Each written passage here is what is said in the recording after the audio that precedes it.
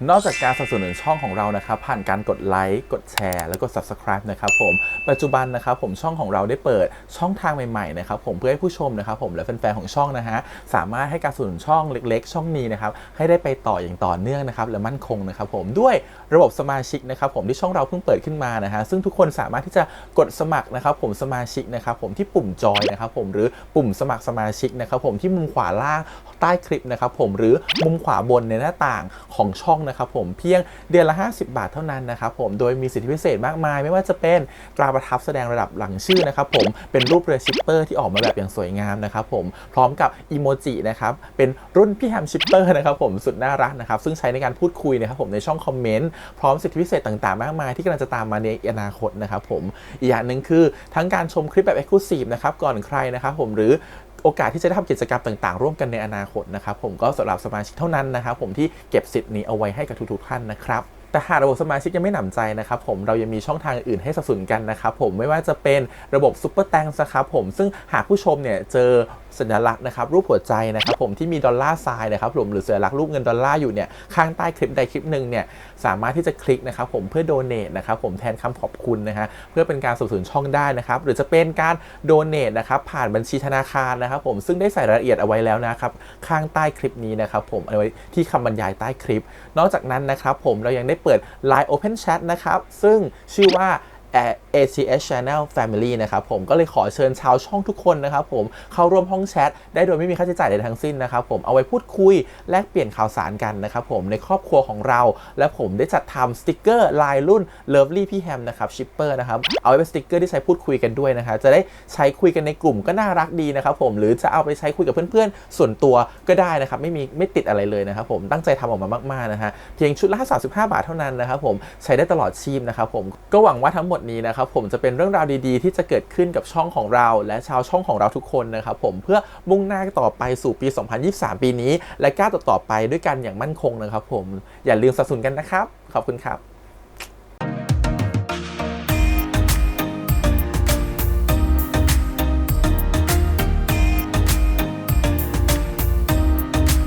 สวัสดีครับยินดีต้อนรับเข้าสู่ช่อง ATS Channel นะครับกับพบกับอีกครั้งการ reaction นะผมวันนี้มาพบกับตอนแรกนะครับผมของ Wedding Plan The Series นะครับผมหรือแผนการรักร้ายครับผมของนายเจ้าบ่าวนะฮะ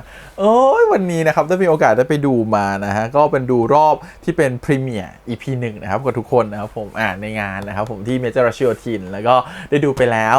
ก็เดี๋ยวต้องมาดูอีกรอบนึงนะฮะเก็บรายละเอียดพูดเลยว่าเป็นซีรีส์ที่สนุกมากๆไม่คาดคิดมาก่อนตอนดูเทรลเลอร์เนี่ยยังไม่คิดว่ามันจะสนุกขนาดนี้นะฮะแต่พอไปดูของจริงแล้วมันสนุกมากจริงๆมันน่ารักมากๆนะครับผมเดี๋ยวน่ารักยังไงสุขยังไงเดี๋ยวไปพูดกันตอนท้ายแล้วกันนะฮะว่าเราชอบตรงไหนอะไรบ้างนะครับผมมันน่ารักจริงๆคิดว่าถ้าใครได้ดูแล้วต้องคิดเหมือนเราแน่นอนว่าเรื่องเนี้ยน่ารักมากๆโดยเฉพาะตัวของน้องปลั๊กของเรานะครับผมที่เล่นน้องปลั๊กไฟนะที่เขาเล่นนะคือตอนแรกเราคิดว่ามันจะยังไงนะออกมาแบบไหนแต่พอเขาเล่นออกมานะฮะมันจะมี energy ของความเป็นตัวน้อยตัวน้องแล้วมันจะมีแบบอารมณ์แบบเดี๋ยวไปดูแล้วกันเดี๋ยวจะบอกว่าตรงไหนที่มันดูน่ารักนะครับผมแล้วพระเอกของเราพูดเลยว่าหล่อมากซันนี่นะฮะพูดว่าเรื่องนี้ครบองค์ประกอบแน่นอนครบถ้วนกระบวนความดูแล้วหัวเราะพร้อมกับว่าฟินจิกหมอนไปในตัวแน่นอนไม่เป็นการเสียเวลาเดี๋ยวไปดูกันดีกว่ากับ EP ที่1นะครับ Wedding Plan The Series ตามกฎนะครับผมของทางค่ายนะครับก็คือว่าสามารถจะ reaction เนื้อหาได้แค่30 นาทีต่อตอนเท่านั้นเพราะฉะนั้นเนื้อหาก็จะหายไปพอสมควรเลยวัน1 ใน 3นะฮะเพราะฉะนั้นก็หวังว่าทุกคนจะไปติดตามแบบอันคัดเต็มๆได้ทาง iQIYI หรือถ้าใครแบบไม่อยากดูอันคัดนะครับผมอยากดูแบบธรรมดาก็สามารถดูฟรีๆได้ที่ YouTube Channel ของ Me My Why Official นะครับผมทุกคืนวันพุธนะครับโอเคเดี๋ยวเราไปติดตามนะครับผมกับ EP 1เลย Wedding Plan The Series ครับผมไปเลยแฟนแต่งงานนะครับของคุณสกายกับพระพาย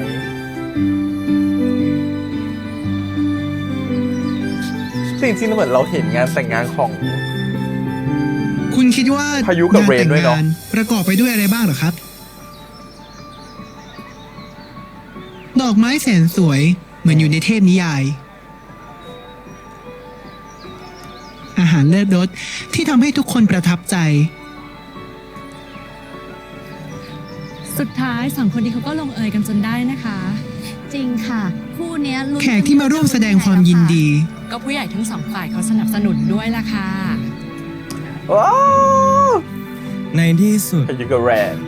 เราก็โดนตัดหน้านะ โดนตัดหน้าว่ะสองคนนี้เมื่อไหร่ล่ะ นั่นดิ งั้นพี่พายุอ่ะ จะต้องจัดให้เลนยิ่งกว่าสกายเลยนะ เพื่อนฝูงคนสนิทอ๋อแล้วที่ขาดไม่ได้ คงจะเป็นเจ้าบ่าว แล้วก็เจ้าสาว I love you หล่อเชียว not only for what you are but for what I am when I am with you หรือบางทีก็เป็นเจ้าบ่าวอีกคน I love you not only for what you have made of yourself but for what you are making of me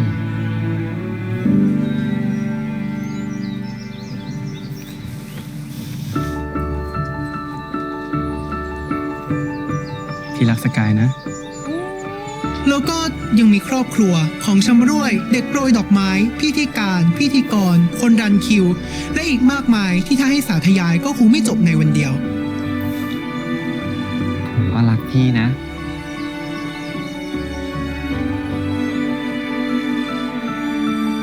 จูบเลย จูบเลย แต่สำหรับผม สิ่งที่สำคัญที่สุดคงจะเป็น จูบ ความรักของคนสองคน คณะของคนสองคน ตอนนี้ ไม่ใช่จูบ พวกคุณคงสงสัยแล้วสิว่าผมเป็นใคร ถึงมาบรรยายอยู่ตรงนี้ ไอ้เหนือเว้ย ว่าไงเจ๊ มึงไปยืนเพ้ออยู่ไหน จัดงานแต่ทีไรเป็นอย่างนี้ทุกทีของขวัญเซอร์ไพรส์ที่คุณชายเขาเตรียมไว้อยู่ไหน แล้วนี่พิธีกรก็ตามหาแกอยู่ มาข้างหลังเดี๋ยวนี้เลย แป๊บเดียวเจ๊ เดี๋ยวอีก 30 วิเนี่ยผมจะรีบไปหาเจ๊เลย ฉันให้แกแค่15ให้ไวเลย โอเคเจ๊ ผมรีบไป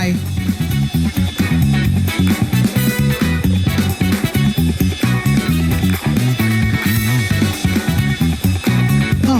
ผมบอกหรือยังครับ ว่าผมเป็นใคร ผมเป็น wedding planner มีคนแอบมองอยู่นะเว้ย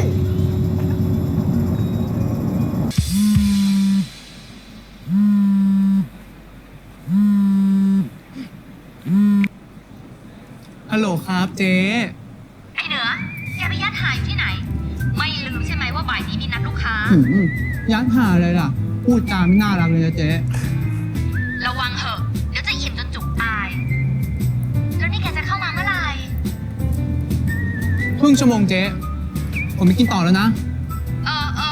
ย่าสายนะ บ่ายนี้ลูกค้ารายใหญ่ด้วย ชัดนะว่ารายใหญ่ ได้ครับเจ๊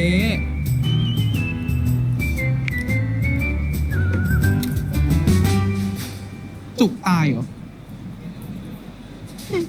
ก็ตายอย่างมีความสุขแล้ววะ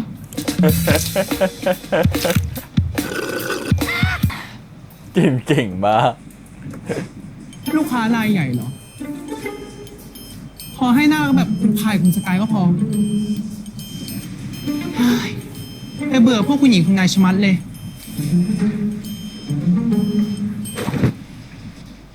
ช่างเถอะ ได้เวลาหันตา คือน้องเป็นคนคุยคนเดียวบ่อยนะฮะ คุยกับตัวเองด้วยนะ ชายแท้ จะมีความสแกนคนนู้นคนนี้อะไรอย่างเงี้ย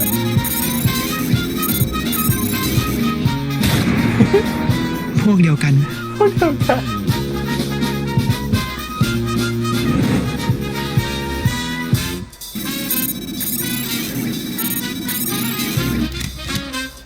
แฟนกันไม่มัวนิ่ม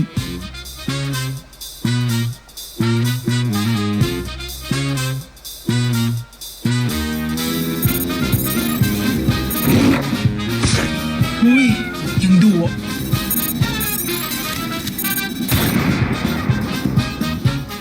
หมดเวลาอาหารป่าอาหารตาแล้ว กลับไปทำงานที่เรารักดีกว่า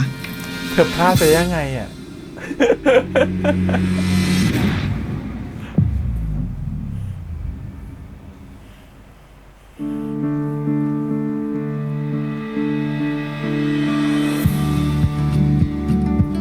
หล่อมาก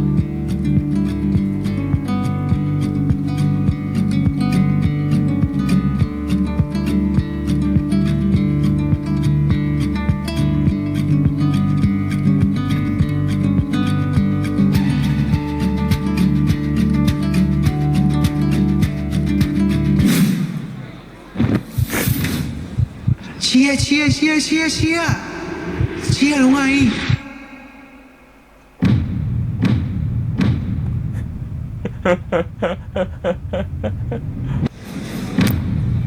เสียชื่อเหนือหมด ของดีอยู่ข้างหลังมือแท้ๆ ไม่เห็นได้ไงวะ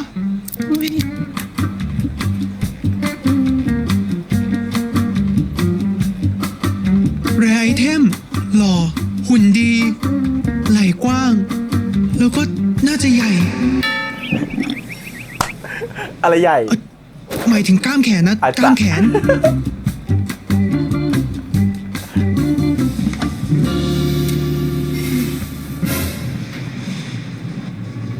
อย่าชิวมึง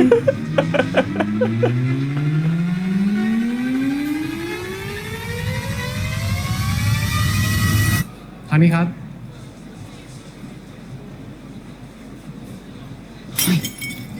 ว่าแล้วเชียว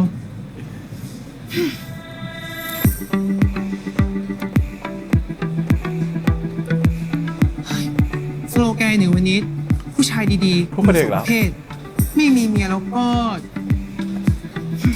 เป็นผัวผู้ชายอีกคน อะไรของเจ๊เนี่ย นี่แกไปกินฟาสต์ฟู้ดอีกแล้วใช่ไหมเนี่ย ทำไมอ่ะ ไอเหนือ ถึงแกจะผอมเนี่ย แต่แกก็เริ่มมีพุงแล้วเนี่ยนะนี่ เขาเรียกว่าตัวนิ่มเว้ย ตัวนิ่ม นิ่มๆสิดี กอดอุ่นจะตาย เป็นตัวนิ่ม และอีกอย่างนะ ถึงผมจะไม่ได้ผอมเท่าเจนะ แต่ก็มีผู้ชายตกถึงท้องตลอด โอ้โห ไม่ อุ้ยไอ้เว้นนี่กลับมานี่เลยนะ เขาเคลมด้วยดีกรีว่าผู้ชายตกถึงท้องตลอดเลยนะ เอา ทำ สิ ไร ขำได้เหนือมันยิ่งตลก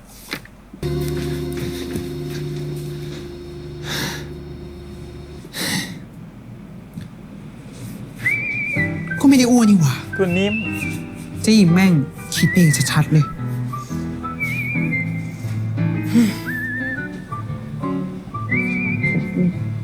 ไม่มีแฟนมาปีกว่าแล้วว่า เห็นว่าผู้ชายไม่เคย ก็ทำแต่งานนี่หว่า ตกถึงท้องตลอด ถ้ามีผู้ชายดีๆโผล่มาตรงหน้านะ จะจับไม่ปล่อยเลย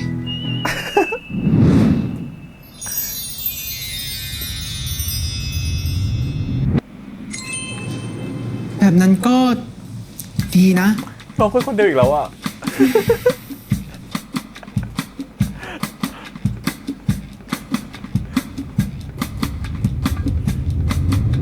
เฮ้ย อย่าละเมอไอ้เหนือ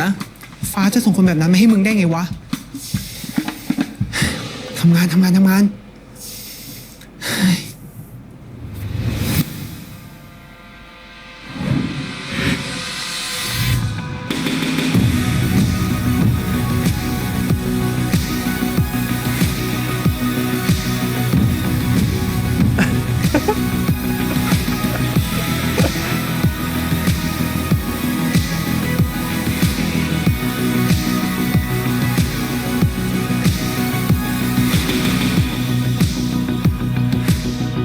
ใช่ครับ ผมอยากได้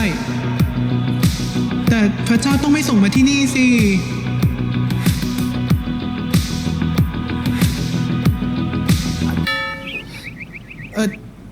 มาติดต่ออะไรที่ดูวิวาสแควร์หรือเปล่าครับ ไม่ใช่ แต่ว่าไม่ใช่ทีเถอะ ใช่ครับ ผมนัดไว้ตอน13:30 ใช่ คุณยี่หวาหรือเปล่าครับ ไม่ใช่หรอกครับ พี่หวาเป็นเจ้าสาวผมนะครับ ผิดไหม ถ้าจะบอกว่าพระเจ้าแม่งใจร้ายชิบหาย ก็ที่นี่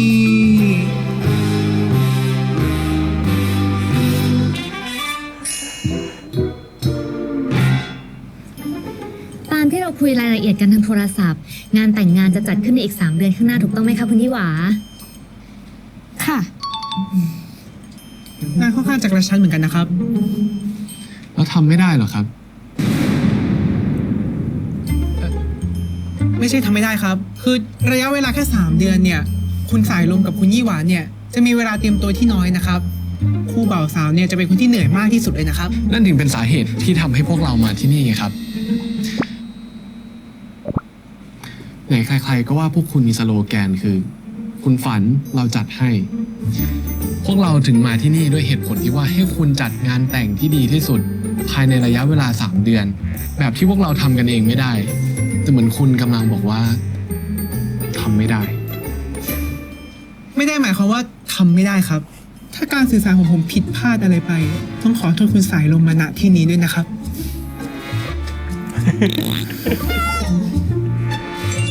อย่าไปแกล้งคุณเหนือเขาสิคะ พี่เปล่านะหวา เห็นกันอยู่ นิสัยไม่ดีนะคะพี่ลม เสริมหน้า คุณว่าอะไรนะ เราพูดคนเดียวเสียงดังไปลูก เปล่านี่ครับ ใครพูดอะไรเจ๊ไม่มีนะ ไม่มีค่ะ ใช่ครับ ไม่มีครับ ว่าแต่งบประมาณล่ะคะ ได้ตั้งไว้ในใจหรือยังคะ เป็นก้อนกลมๆ รับรองเลยนะคะว่าทางเราเนี่ยจะจัดการทุกอย่างให้อยู่ในงบประมาณในระดับที่น่าพอใจแน่นอนค่ะ ไม่จำกัดครับ ครับ ครับ ผมบอกว่าไม่จำกัด แค่ขอให้งานออกมาดีแบบที่ปากว่าก็พอ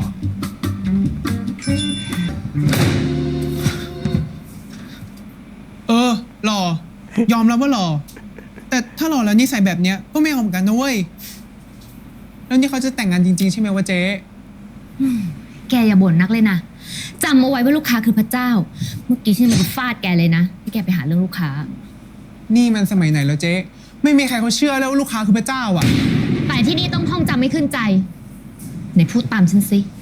ลูกค้าคือพระเจ้า อย่ามาเสียเวลาทำหน้าบูดอยู่เลยล้างแผลมาซะ เจ๊จะให้ผมร่างไงวะ เจ๊ก็ได้ยินที่เขาพูดตะกี้นี่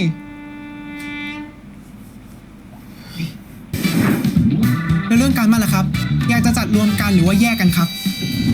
อุ๊ย ต้องมั่นด้วยเหรอคะ พี่มั่นได้ไหมอะรวบไปทีเดียวเลย พี่ลมว่าไงคะ พี่บอกแล้วว่ายังไงก็ได้ งานเนี้ยแล้วแต่คุณเลยละกัน โอ้ยเขาต้องกวนประสาทผมแน่เลย จะมาแล้วแต่ผมได้ไงวะ ผมไม่ใช่เจ้าสาวเขานะเว้ย เอาหน้าก็ดีกว่าเจอลูกค้าจู้จี้นะ ผมไม่ได้เจ้าสาวเขานะเว้ย จู้จี้ยังดีกว่าเจ๊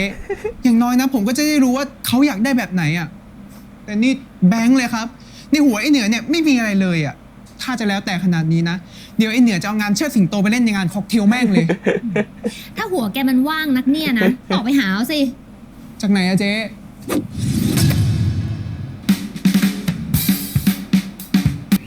วันนี้ผมไม่ว่าง แต่คุณลมนัดผมมาวันนี้นะครับ พอดีมันมีประชุมด่วนเข้ามา แล้วผมเหลือเวลาอีก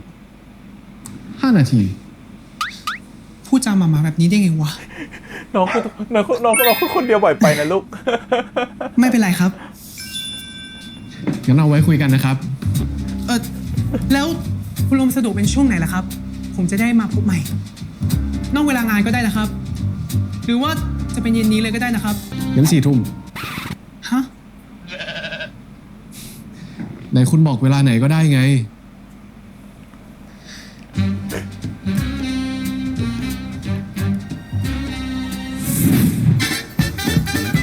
ไอ้คุณลม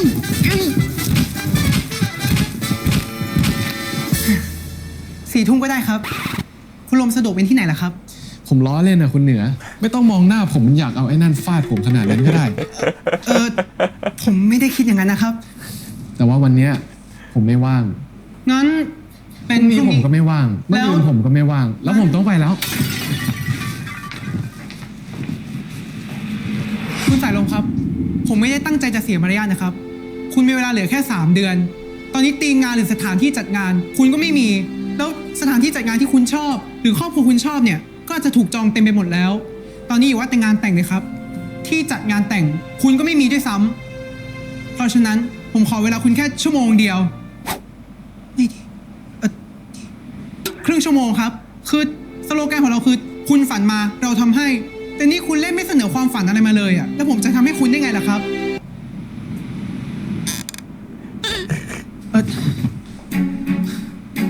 ขอโทษครับ ที่คุณพูดมาก็มีเหตุผล เดี๋ยวเย็นนี้คุณไปกับผมแล้วกัน แต่ตะกี้คุณบอกว่า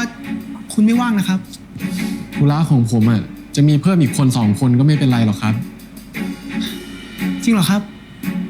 ขอบคุณมากนะครับ งั้นเจอกันเย็นนี้นะครับ เดี๋ยวครับคุณเหนือ อันนั้นน่ะ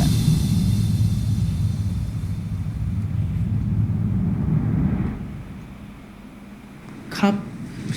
ไม่ต้องเรียกผมว่าสายลมหรอกครับ แค่ลม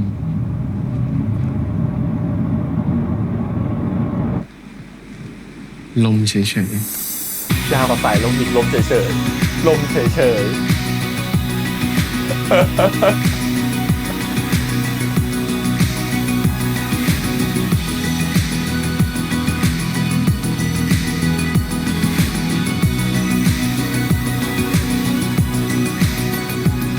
ครับ คุณลม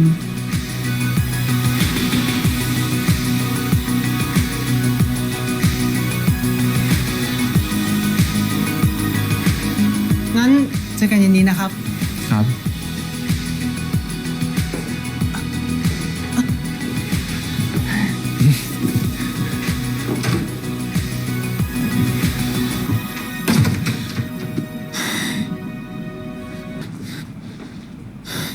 อย่าชิวนะมึง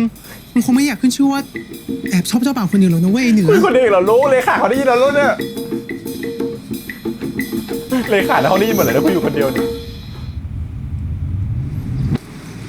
เย็น แล้วตกลงวันนี้แกกับคุณลมไปประชุมกันต่อที่ไหน โอ้ย ก็ที่ที่ไม่ถูกโลกสุดๆนะสิเจ๊ฮะก็ไปฟิตเนสไง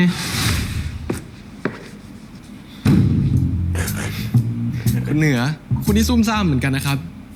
คุณลม คุณพาผมมาที่ไหนเนี่ย โอ้ยน่ารัก ฟิตเนสไงครับ คุณเห็นเป็นที่ไหนล่ะ ผมมาฟิตเนสอาทิตย์ละ 4 วัน เว้นวันหยุดสุดสัปดาห์ ถ้าคุณมีธุระจะคุยก็มาคุยที่นี่แล้วกันครับ คุณลม แล้วผมจะเข้าไปได้ไงล่ะครับ ผมไม่ใช่สมาชิกนะ นั่นเรื่องของคุณครับ ตอนเนี้ยผมเสียเวลามามากแล้ว ขอตัวนะครับ เอ้า คุณลม แล้วมันยังไงอะเขาชวนไปฟิตเนส ไม่ได้ชวนเข้าโรงแรมสักหน่อย เจ๊ไม่รู้หรอกว่ามันอะเกลียดฟิตเนสเข้าไส้เลย เดี๋ยวเล่าให้ฟัง เจ๊จำไอ้นี่ได้ป้าแฟนเก่ามันอะคนที่มันคบสมัยมาทำงานกับเราแรกๆอะมันก็ไปคบกับเขาแล้วเขาก็จูงมือมันไปเล่นฟิตเนสด้วย ไปซื้อคอร์สฟิตเนส เสียเงินเป็นหมื่น ไม่ไหวแล้วว้า ๆแล้วก็เทบอกเปอร์เทรนเนอร์แม่งหนีไปเลย ทำไมอะ แม่งขึ้นไปวิ่งบนลู่วิ่งอะเจ๊ได้แค่ครึ่งชั่วโมงโทรมาบ่นช่วยกูด้วยเทรนเนอร์จะฆ่ากูตายแล้วอย่างกับมีใครไล่ยิงมันอย่างนั้นอะ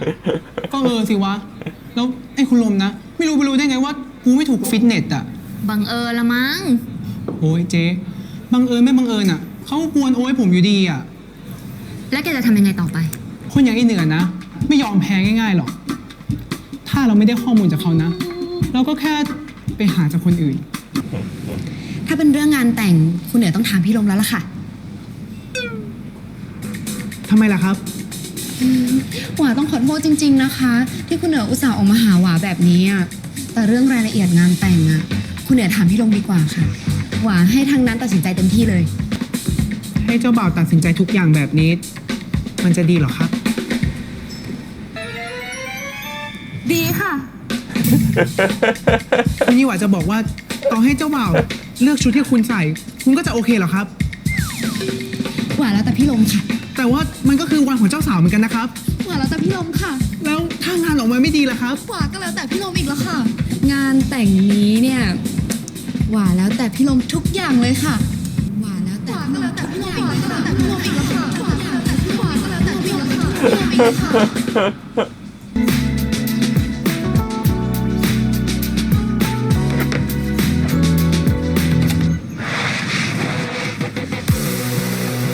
เท่มาก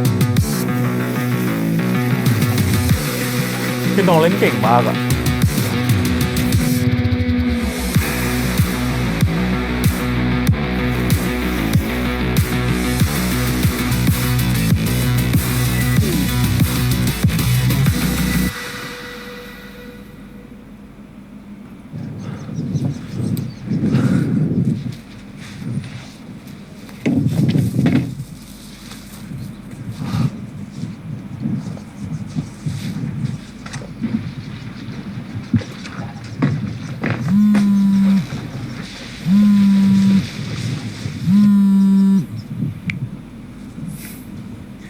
ว่าไงครับ ไม่ต้องมาเสียงหวานใส่เลยค่ะ พี่ลมเลิกแกล้งคุณเหนือได้แล้วค่ะ น่าสงสารออก ใครต่างหากที่แกล้ง วางแผนกันหมดแล้วสองคน ไป เนี้ แกล้งตอนไหนคะ แค่บอกว่าหวาตามใจพี่ลมทุกอย่างเอง ยังไงพี่ลมก็อย่าลืมติดต่อคุณเหนือไปนะคะ ป่านนี้ร้องไห้แล้วมั้ง ท่าทางอย่างนั้นอ่ะ ไม่ร้องไห้ง่ายๆหรอก ยังไงก็อย่าลืมติดต่อไปนะ รับบัญชาครับ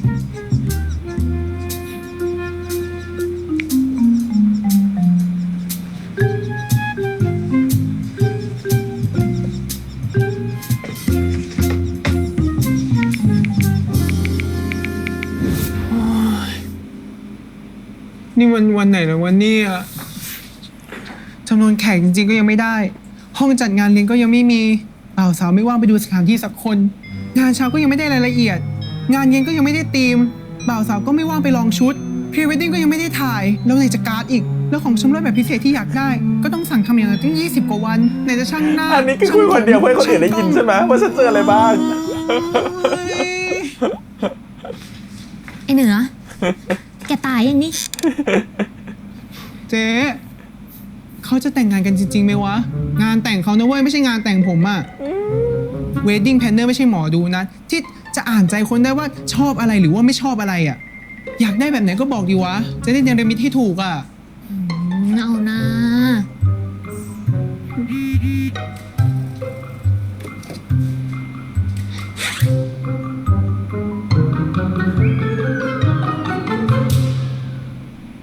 สะดวกครับสะดวกสุดๆเลยครับ ไอเหนือเขานัดแกไปเจอที่ฟิตเนสเหรอ ก็ดีเหมือนกันนะ แกจะได้แก้โรคเลี่ยนสุขภาพดีของแกด้วย เพราะฉะนั้นต่อให้แกต้องสมัครสมาชิกเพื่อรับมือกับคุณลม แกก็ต้องท บริษัทมีงบให้เหรอ ำฝันไปเหรอจ๊ะเพอเจอว้ย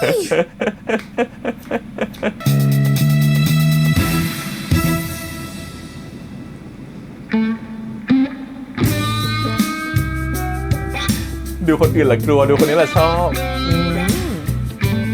ผมมาคุยเรื่องรูปแบบงานที่คุณนัดไว้ครับ แป๊บนึงนะครับ ผมขอจบเซนนี้ก่อน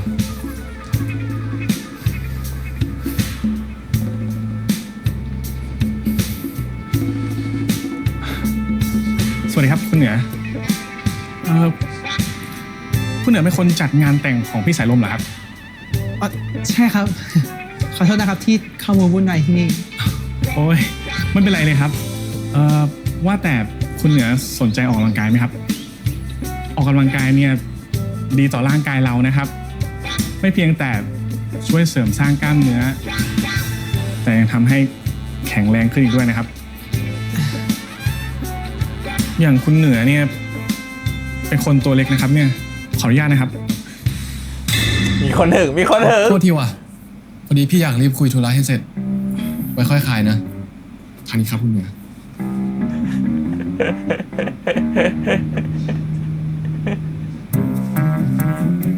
คุณลม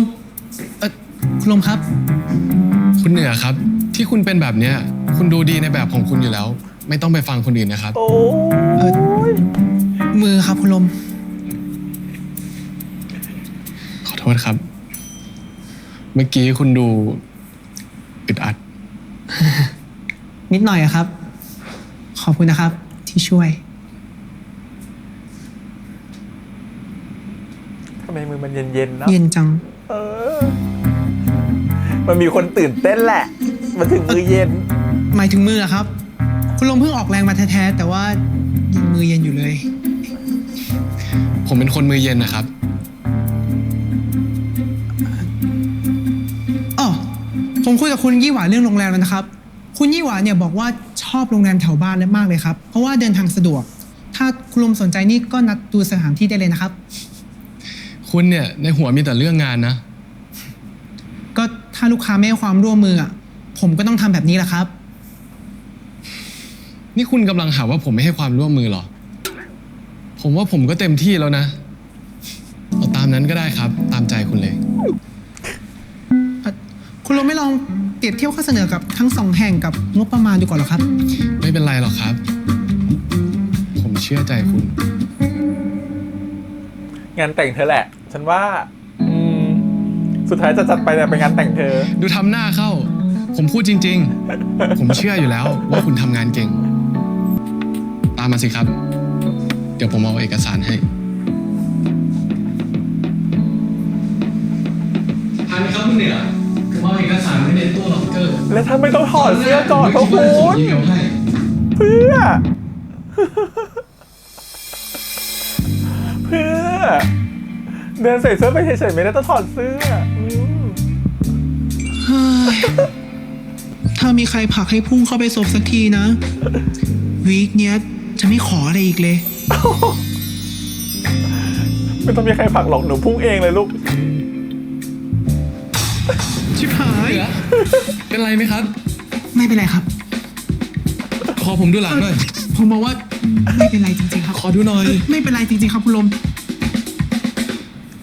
ไม่เป็นไรแน่นะ กล้ามปกเลยดูโอ้โอ้ ยืนไหวไหม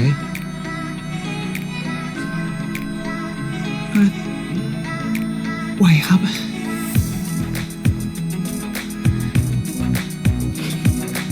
แล้วเดือนนี้ท่าไหนเอาหลังไปกระแทกล็อกเกอร์ได้เนี่ย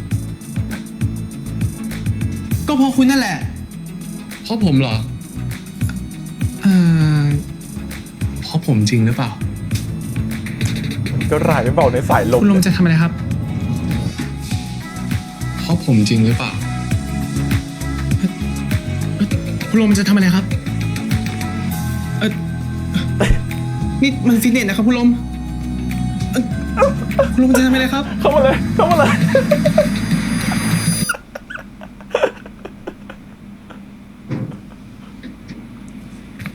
นี่ครับเอกสาร เมื่อกี้คุณว่า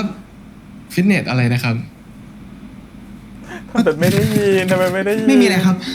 ใช่เหรอเมื่อกี้ผมแน่ใจ ผมบอกว่าไม่มีอะไรจริงๆครับ นี่คุณกำลังจะเปลี่ยนเสื้อผ้าใช่ไหมครับ งั้นเดี๋ยวผมรีบออกไปรอข้างนอกก่อนนะครับ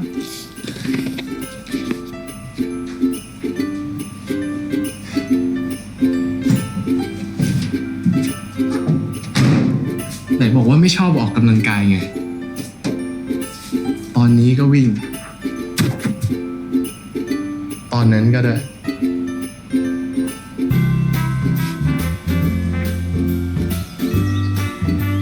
มองเขาตั้งแต่งานแต่งแล้วแหละ โอ้โห นั่นใครอะพี่พาย อ๋อ นั่นคุณเหนือ ออกกันในงานแต่งพี่ ไว้อย่าให้เรารู้จักคุยกับแขกก่อนนะ ครับ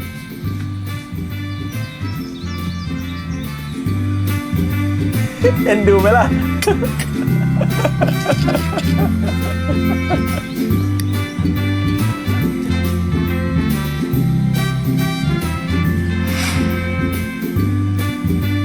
เนี่ยคุณตกหลุมรักเขาแล้วแหละคุณแอบบอกตลอดเลยนะ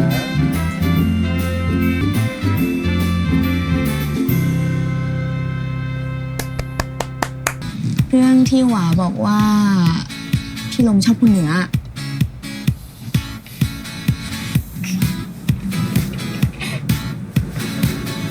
ชอบก็จีบสิคะ ถ้าชอบก็จีบเลยหวาจะคอยเชียร์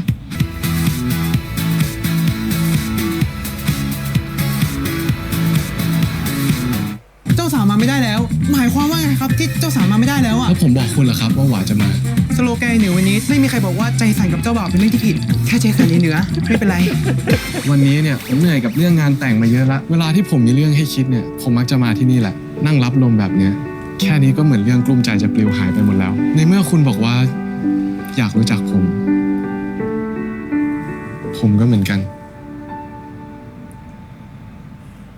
อ่ะ เป็นไง น่ารักไหมน่ารัก โอ้ยมันแบบมัน energy feel แบบว่าการ์ตูนเนาะเหมือนดูอนิเมะอะแล้วความรู้สึกคือแบบว่าตัวของสายลมอะเขาก็จะแบบว่าเป็นแนวแบบพระเอกหล่อสุด perfect เนาะโอ้โหทุกอย่างดูดีไปหมดเลยนะฮะผมส่วนของน้ำเหนือเนี่ยเขาจะมีความเป็นแบบอนิเมะเราแบบเป็นแบบ แบบคุยกับตัวเองอะไรอย่างเงี้ยฟิลเรื่องแบบว่าคุยกับตัวเองถามว่าตัวเองเป็นยังไงชอบอะไรนิ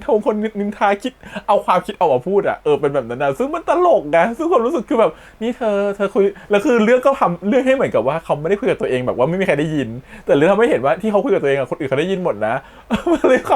ำให้ตัวเรื่องมันตลกมากขึ้นเป็นว่าเหมือนเดินออกมาจากห้องของสายลมอย่างเงี้ยก็แบบว่าเฮ้ยเราไม่ได้เราเป็น writing planner จะไปชอบเขาไม่ได้มันผิดจรรยาบรรณนู่นนี่นั่นคือไม่คิดว่าเลขานะห้องเขาจะได้ยินเลยหรือไงว่าตัวเองพูดอะไรอยู่คือฟิลลิ่งมันเป็นแบบนั้นคือมันตลกดีแล้วมันทำให้ตัวละครของน้ำเหนือมันมีเสน่ห์มากขึ้นไปอีกนะครับแล้วพอน้ำเหนือเขาทำอะไรมันก็จะมีความน่ารักของเขามันจะมีฉากเหมือนตอนที่อ้อนตอนจะเข้าฟิตเนสครั้งแรกอ่ะเขารู้สึกคือแบบมันมีความอ้อนอ่ะมีความน้องอ่ะซึ่งแบบเฮ้ยenergy ที่ปลั๊กไฟเขาเล่นออกมาเป็นน้ำเหนือมันทำให้ดูน้องมีเสน่ห์มากขึ้นเยอะๆเลยแล้วความรู้สึกเฮ้ย energy 2 คนเวลาเข้าด้วยกันน่ะทั้งระหว่างสายลมกับน้ำเหนือระหว่างตัวซันนี่กับปลั๊กไฟม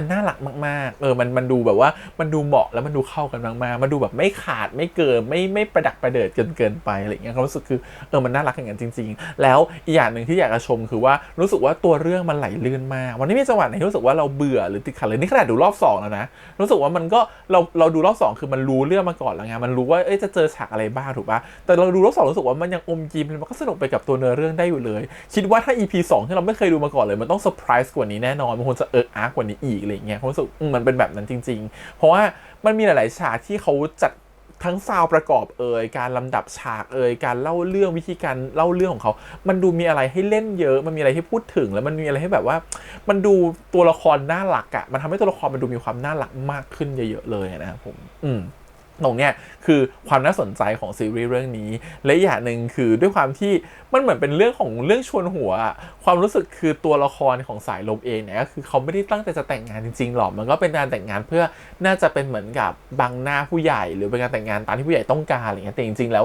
ยี่หว่าเองเขาจะมีคู่ของเขาที่เป็นผู้หญิงนะส่วนตัวสายลมเองตอนนี้ก็ชอบน้องน้ำเหนืออยู่ถูกปะมันเลยเหมือนกับการแต่งงานครั้งนี้เป็นแค่เหมือนกับอเจนดาที่มันตั้งขึ้นมาเพื่อเป็นแบบวาระซ่อนเร้นเป็นเหมือนกับว่าจริงๆแล้วฉันไม่ต้องการแต่งงานหรอกฉันต้องการมาจีบเธอแล้วก็แอบมองเขาดูเขาห่างๆชอบเขาตั้งแต่ตอนงานแต่งเห็นเขาวิ่งไปวิ่งมาอะไรอย่างเงี้ยแล้วพอไปถึงแบบว่าร้านฟาสต์ฟู้ดก็เห็นเขากินฟาสต์ฟู้ดแล้วก็เห็นแล้วก็ชอบเขาอีกอย่างเงี้ยตอนแรกเหมือนจะทำเป็นไม่ชอบเหมือนแบบพูดแบบพระเอกซึนๆอะไรอย่างเงี้ยนะแต่พอไปฟิตเนสอย่างเงี้ยพอใครมาแตะต้องคนที่เราจะจีบใช่ปะก็มีอาการหึงหวงขึ้นมาอะไรอย่างงี้แล้วก็แบบมีความแบบพอเขาจะล้มตู้หลังไปกระแทกตู้ก็มีความเป็นห่วงเป็นใยคือมันแบบเป็นฟีลลิ่งของการที่ทำให้เรารู้ว่าจริงๆตัวละครพระเอกของเราเนี่ยสายลมเนี่ยเขาชอบน้ำเหนืออยู่แล้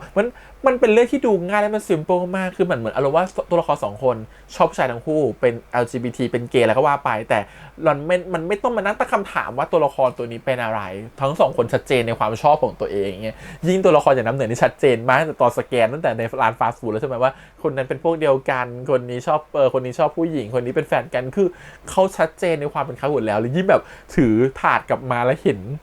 พระเอกของเราสายลมแบบโอ้โหนี่เลยโคตรสเปคเลยนี่มันคือสเปคฉันต้องการคือมันชัดมากเลยว่าตัวละครอย่างน้ำเหนือคือเป็นเพศไหนต้องการอะไรอะไรเงี้ยแล้วก็บรรยายแบบโอ้โหแบบไม่ค่อยอายใครด้วยนะเราแบบว่าผมไม่เคยขาดผู้ชายนะเว้ยเอาสิแต่จริงๆแล้วพอเรานั่งนับนิ้วจริงๆไม่มีแฟนมาหลายปีแล้วก็คือเมื่อกี้พูดขิงไปก่อนแต่จริงๆก็คือขาดมานานแล้วพอสมควรอะไรเงี้ยก็เลยมีความกระเค้นกระหือรือนิดนึงที่พอเห็นพระเอกแล้วก็อยากกินอะไรเงี้ยแล้วก็มีความภาวนาว่าอยากให้เขามาเป็นแต่งงานเลยนะฉันไม่อยากเลยคนนี้ฉันขอเก็บไว้เพราะเป็นสเปคของฉันคือตัวละครมันชัดมากๆว่าตัวละครคนนี้เป็นเพศอะไรซึ่งมันทำให้ตัวเรื่องมันดูน่าสนใจมากขึ้นและมันน่ารักมากขึ้นไปในทันทีเพราะว่าเราไม่ต้องมานั่งเดาไม่ต้องมาอมพนำไม่ต้องมานั่งคิดว่าตัวละครต้องการอะไรตัวละครต่างคนต่างชัดแล้วมันเห็นทั้ง2มุมเลยว่าคนนี้ก็ชอบแต่ด้วยความเป็นหน้าที่ wedding planner เนาะแล้วเห็นเขาจะแต่งงานก็ชอบเขาไม่ได้มาเป็นลูกค้าของเราอีกคนหนึ่งชอบอยู่แล้วมันหลอกเขาจะตรงแบบมาหลอกเขาเลยแหละว่าตัวเองจะแต่งงานจริงไม่ได้อยากจะแต่งงานจริงๆมาจีบเขานะครับผมมันเห็นชัดเจนทั้ง2ฝั่งเพราะฉะนั้นเรื่องมันไม่ต้องเดาอะไรยากแค่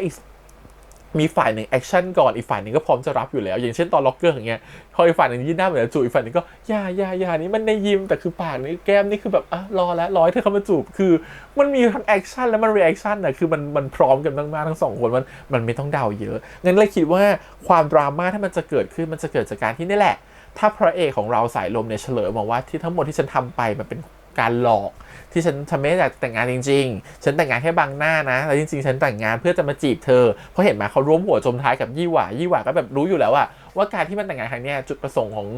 งสายลมก็คืออยากจะมาจีบน้ำเหนือมันยี่หว่าก็จะคอยเชียร์คอยเหมือนกับผลักน้ำเหนือให้มาหาตัวของสายลมโดยการอ้างว่าฉันให้สายลมเลือกทุกอย่างเลยฉันไม่เลือกอะไรเลยเพื่อเป็นการผลักตัวของน้ำเหนือให้มาเจอสายลมตลอดเวลาอะไรอย่างเงี้ยก็ทั้งสองคนก็ร่วมมือกันอยู่แล้วเพราะฉะนั้นเลยคิดว่าถ้าตอนที่มันเกิดดราม่าขึ้นคงต้องมียี่หว่ามาช่วยอธิบายคิดว่าตัวสายลมเองคงจะไม่เพียงพอที่จะอธิบายได้เพราะว่าตัวน้ำเหนือเองก็อาจจะโกรธก็ได้แต่ถึงวันนั้นอาจจะไม่โกรธก็ได้การที่เขาจะโกรธแสดงว่าเขาต้องรู้สึกผิดกับสิ่งที่เขาทำหมายความว่าเขาต้องรู้สึกว่าเฮ้ยเขากำลังไปยุ่งกับคู่แต่งงานที่จะแต่งงานนะแล้วเขาทำให้ผู้ชายคนหนึ่งมาชอบเขาหรือเขาก็ทำให้สายลมมาชอบเขาซึ่งมันผิดต่อจรรยาบรรณด้วยผิดต่อศีลธรรมด้วยซึ่งเขาคงคิดว่ามันไม่โอเคเพราะความรู้สึกผิดที่มันเกิดขึ้นเขาจะหนีห่างตัวของสายลมไปแล้วต่อให้สายลมเฉลยแล้วเขาก็อาจจะหายโกรธแต่มันก็จะมีความรู้สึกของการที่ว่ามันรู้สึกว่าทำไมคุณต้องโกหกให้ฉันรู้สึกผิดตลอดมาด้วยว่าทำไมฉันต้องรู้สึกผิดฉันต้องเป็นคนผิดศีลอะไรเงี้ยเพราะมันต้องมีช่วงเวลาที่เขาต้องรู้สึกผิดแบบนั้นช่วงหนึ่งเลยแหละก่อนที่สายลมจะเฉลยว่าเขาชอบถูกไหมนั้นการที่คุณทำร้ายจิตใจฉันทำให้ฉันรู้สึกผิดแบบเนี้ยฉันก็จะให้อภัยคุณได้ยากพอสมควรเขาคิดว่าคงต้องมียี่หว่ามาคอยช่วยพูดด้วยอะไรเงี้ยนะนอกจากว่าตัวเขาเองก็รู้สึกดีเหมือนกันและตัวเขาเองก็แค่เก็บหรือข่มความรู้สึกไว้หรือจริงๆแล้วตัวสายลมจะค่อยๆเผยความรู้สึกออกมาทีละเล็กทีละน้อยอันนี้ก็อาจจะเป็นไปได้แต่เราคิดว่าให้เผยความรู้สึกตัวเองเป็นยังไงก็ตามมันจะมีฟีลลิ่งของความรู้สึกเป็นชู้อยู่ดีเหมือนกับว่าฉันเป็นมือที่3ฉันเป็นชู้อยู่ดีซึ่งมันไม่โอเคแน่ๆเลยคิดว่าเดี๋ยวตอนเฉลยต้องมีเรื่องแบบเป็นดราม่าขึ้นมาให้ได้เคลียร์กันแต่จะเคลียร์กันท่าไหนเนี่ยก็ต้องรอดูนะจะเคลียร์กันในห้องเคลียร์กันข้างนอกหรืออะไรก็ว่าไปแต่คิดว่าเดี๋ยว EP ช่วงแรกๆเนี่ยคงเป็นช่วงของการที่ด้วยการที่สายลมดึงน้ำเหนือมาอยู่ใกล้ตัวเองก็คงจะเป็นช่วงของการเวลาที่ให้ตัวของ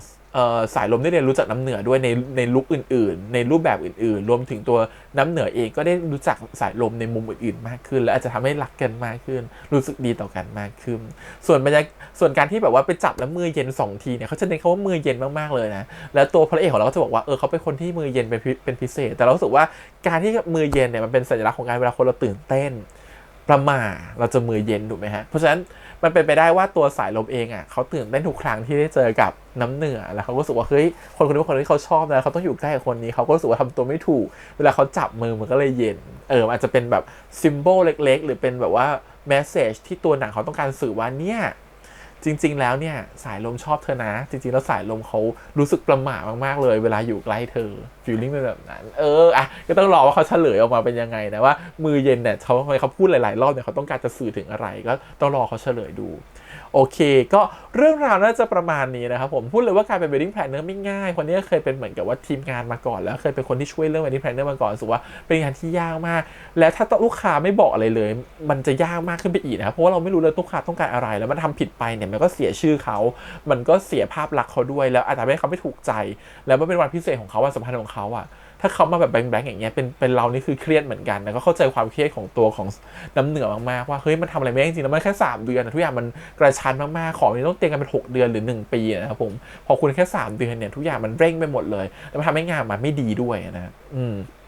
ก็เข้าใจมากๆว่าทำไมตัวเขาถึงร้อนรนขนาดนี้งั้นเชื่อว่าในหน้าที่ของเขาในการที่เป็นจ็อบหรือทำงานแบบเนี้ยเขายอมแลกทุกอย่างเพื่อให้งานสำเร็จงั้นมันก็เลยง่ายต่อการที่สายลมจะหลอกล่อเขาให้มาอยู่ใกล้ตัวของสายลมเพราะว่ามันก็เหมือนกับเมื่อคุณเร่งงานคุณก็ต้องอยู่ใกล้ผมไงมันก็ทำให้ตัวเขาต้องแบบไปเดินดูชุดด้วยกันเดินดูโรงแรมด้วยกันโมเมนต์เพียบฮะแต่ก็ต้องยอมรับว่าเดี๋ยวโมเมนต์พวกนั้นมันทำให้ตัวของน้ำเหนือรู้สึกแย่ลงเรื่อยๆเพราะว่ามันเป็นโมเมนต์ที่เขาอยู่ใกล้กว่าเจ้าสาวอีกแล้วตกลงนี้ฉันเป็นเจ้าสาวเองหรือเปล่าฉันเป็นคนจัดงานเองหรอหรือเปล่าหรือจริงๆแล้วงานนี้มันจัดมาเพื่อให้เขานะก็ไม่รู้เหมือนกั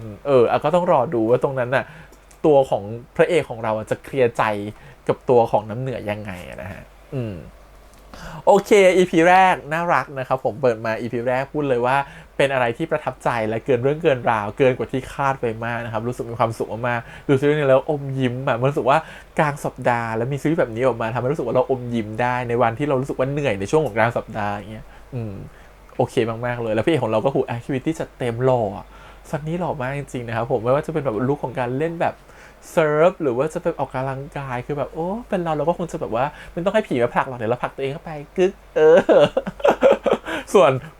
ตัวละครอย่างน้ำเหนือคงต้องลดการคุยกับตัวเองให้น้อยลงหน่อยนะรู้สึกคุยตัวเองเยอะเกินไปนะเดี๋ยวน่าจะมีพี่แฮมคุยกับตัวเองเหมือนกับไม่แน่ใจว่าช่องไหนใส่เลือดวายบางอัดพี่ไว้เดี๋ยวน่าจะไปลงให้มันดูตลกๆนะครับไม่รู้จะลงได้ตอนไหนเดี๋ยวละคิดว่าเดี๋ยวเอาไปลงให้ดูนะครับผมน่ารักดีลองคุยกับตัวเองแบบน้องบ้างว่าจะน่ารักเหมือนน้องหรือเปล่าโอเคครับวันนี้ประมาณนี้ขอบคุณอีกครั้งครับผมฝากกดไลค์กดแชร์กด subscribe นะครับติดตามพี่เสี่ยวทาง YouTube Instagram Twitter และก็ Facebook ครับก็อย่าลืมไปติดตามฉบับเต็มนะครับผมใน iQIYI นะครับผมหรือทาง YouTube Channel นะครับไม่ว่าจะเป็นอันคัทหรือฉบับปกติได้นะครับแบบเต็มๆเพราะว่าถ้าดูกับพี่แฮมเนี่ยโดนตัดออกไปแน่นอนแล้วพี่แฮมคงตัดฉากเหมือนกับที่มันพูดคุยอะไรที่บางทีไม่ได้จะเป็นกับเนื้อเรื่องมากคงทุกๆเอาออกไปเลยประมาณ15 นาทีก็หวังว่าทุกคนจะเข้าใจนะครับโอเควันนี้ลาไปก่อนครับบ๊ายบาย